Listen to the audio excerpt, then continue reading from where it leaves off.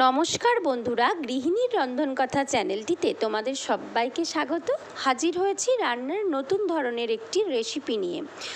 এখন চলছে ইলিশের মরশুম। আজ আমাদের রান্না ইলিশ ভাপা, একটু অন্যরকম কায়দায়। খুব শর্ট টাইম প্রসেস। অনুরোধ রইল স্কিপ না করে গোটা ভিডিওটি দেখার। আর যদি ভালো লেগে থাকে অবশ্যই আমাদের চ্যানেলটি সাবস্ক্রাইব করে দেওয়ার অনুরোধ রইল। কথাতেই আছে মাছে ভাতে বাঙালি। যদি যত্ন নিয়ে ইলিশ রান্না করা যায়, পাঁঠার মাংসকেও হার মানাবে। খুব সহজ পদ্ধতিতে কুকারের সাহায্যে কোনো রকম ঝুটঝামেলা ছাড়া আমরা রান্নাটি করেছি। দেখতে থাকো ভিডিওটি। তো প্রথমেই বাজার থেকে নিয়ে চলে এসেছি টাটকা ইলিশ। সেগুলো একটি পাত্রে নিয়ে নিচ্ছি। তো দেখো, দেখতে থাকো। প্যাকেট থেকে ইলিশের টুকরোগুলো বার করে নিচ্ছি। তো সাইজগুলো কেমন করেছি সেগুলো দেখিয়ে দিচ্ছি। তো এখানে ইলিশের তেল, ইলিশের মাথা সবই রয়েছে। তো এগুলো কোনো কিছুই লাগবে না। তো প্রথমে এই ইলিশ ভালোভাবে ধুয়ে পরিষ্কার করে নেব। 4টি মাছের টুকরোর ওপর আমরা রান্নাটি করে দেখাবো।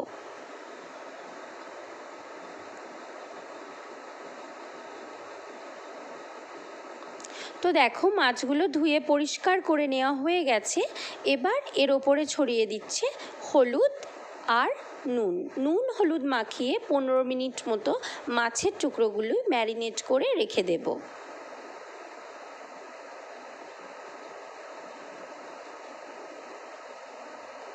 তো দেখো, ভালোভাবে নুন হলুদ মাছের টুকরোগুলোতে মা মাখিয়ে নিচ্ছে। তো আর নিয়েছে সর্ষে, 2 থেকে আড়াই চামচ গোটা সর্ষে। এটা শিলে বেটে নেব। আর নিয়েছি 4টি কাঁচা লঙ্কা, এটাও শিলে বেটে নেব। আর লাগছে 1 থেকে 1.5 চামচ মতো গোটা জিরে, এটাও শিলে পেস্ট করে নেব। তো শিলে বাটার উদ্দেশ্য হলো শিলে বাটলে টেস্ট ভালো হয়।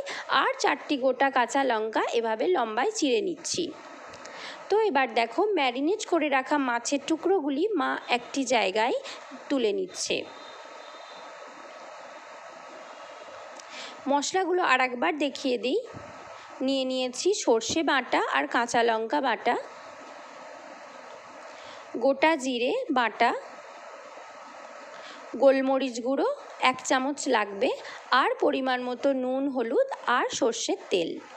তো দেখো, 1.5 চামচ মতো সর্ষে বাটা মাছের ওপরে দিয়ে দিচ্ছে। আর 1 চামচ গোটা জিরে বাটা আর 1 চামচ গোলমরিচ গুঁড়ো আর পরিমাণ মতো হলুদ গুঁড়ো মাছের টুকরোগুলোর ওপর মা ছড়িয়ে দিচ্ছে। আর দিয়ে দিচ্ছে পরিমাণ মতো লবণ। আর দিয়ে দিতে হবে সরষার তেল, পরিমাণ মতো অবশ্যই। তো আমরা 4 টুকরো মাছের ওপরে রান্নাটি করছি, তো সেই পরিমাণ মতো আমরা সমস্ত মশলাগুলো দিচ্ছি। তো এবার মশলাগুলো ভালোভাবে মাছের সাথে মাখিয়ে নিতে হবে। দেখো, মা ভালোভাবে মাখিয়ে নিচ্ছে। মাছগুলো এপিট ওপিট উল্টে ভালোভাবে মশলাটা মাখিয়ে নিতে হবে। তো খুব সহজ পদ্ধতিতে রান্নাটা খুব ঝটপট বাড়িতে করে ফেলা যায় আর দারুণ টেস্টি হয়। গরম ভাতের সঙ্গে এই ইলিশ ভাপা থাকলে আর কোনো কিছুই লাগে না। তো এবার নিয়ে নেব একটি কুকার লাগবে। তো আমরা কুকারের সাহায্যে একটু অন্যরকমভাবে রান্নাটি করেছি। তো ভালো লাগলে অবশ্যই বাড়িতে ট্রাই করো আর আমাদের চ্যানেলটি সাবস্ক্রাইব করো। তো দেখো, একটি কুকার নিয়ে নিয়েছি। তো এবার এই কুকারের মধ্যে মা এক এক করে মাছের টুকরোগুলো রেখে দিচ্ছে।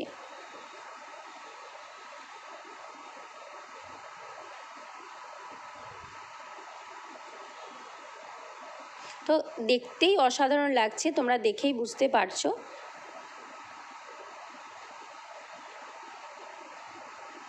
তো এবার ওই মশলার বাটিতে একটু জল দিয়ে মশলাটা ভালোভাবে মিক্স করে নিয়ে ওটা কুকারের মধ্যে, এই মশলা সহ জলটা কুকারের মধ্যে দিয়ে দিচ্ছে। তো বেশি জল দিলে চলবে না, ঠিক পরিমাণ মতো এভাবেই দিতে হবে। তো এবার প্রেসার কুকারের মধ্যে আর দিয়ে দিতে হবে চিড়ে রাখা 4টি লঙ্কা দিয়ে দিচ্ছে। তো দেখো এবার প্রেসার কুকারের মুখ বন্ধ করে দিলে একটা সিটি পড়লেই গ্যাস অফ করে দেব। তো কুকার যখন নিজের থেকে সিটি ছেড়ে দেবে তখন কুকারের ঢাকনা খুলে নেব। দেখো কুকার সিটি ছেড়ে দিয়েছে, কুকারের ঢাকনা আমরা খুলে নিয়েছি। তো রান্না আমাদের কমপ্লিট। এবার একটি পাত্রে মাছগুলো চামচের সাহায্যে তুলে নিচ্ছি। তো দেখো দুর্দান্ত হয়েছে দেখতে, দারুণ সুন্দর গন্ধ বেরিয়েছে। গরম ভাতের সঙ্গে এই ইলিশ মাছ হলে আর কোনো কিছুই লাগবে না। আমাদের কাছে প্রত্যেকের কাছে ইলিশ মাছ ভীষণ প্রিয়। রেসিপিটি ভালো লেগে থাকলে অবশ্যই বাড়িতে ট্রাই করো। তোমরা দেখে নিলে খুব সহজ পদ্ধতিতে আমরা রান্নাটা কীভাবে করলাম। ভিডিওটি দেখার জন্য ধন্যবাদ। ভালো লাগলে চ্যানেলটি সাবস্ক্রাইব করো।